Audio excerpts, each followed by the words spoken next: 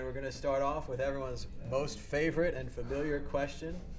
What was your first computer? Oh yeah, I think I still have it. It was a ZX Spectrum, the 1982 edition, and like I come from the Czech Republic, so it was in the communist era. It was like difficult to get one of these there, and remember it was probably 84 when my dad went to England for a business trip, and he brought this thing home. So I was 4 years old at that time.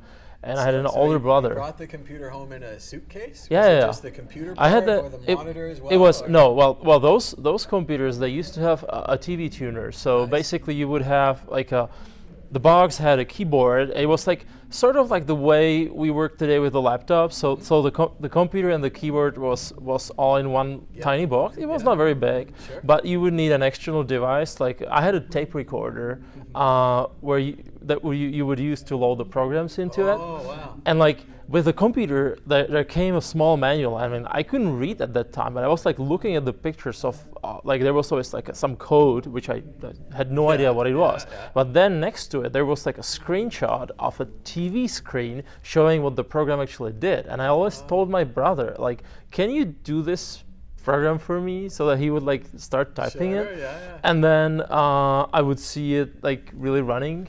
So, but at that time at 4 years, I was happy to know to press J. It would do the load command, and I knew you would have to do like 2 double quotes, and then press enter. So like these were like the 3 steps to do that. I knew how to do. Put the cassette in the tape recorder and load the game in. Wow, so that's awesome. So it had games and stuff as and everything? Yeah, and then I started learning like the basics of basic programming language.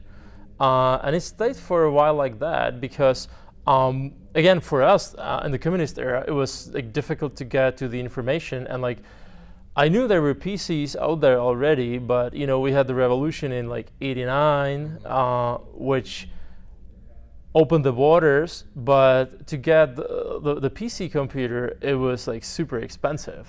Sure. So I think I got my first PC after this one, probably like 1993 or 94, and it was like 386, but it only had 2 megs of RAM, and it was SX, so I couldn't play Doom on that.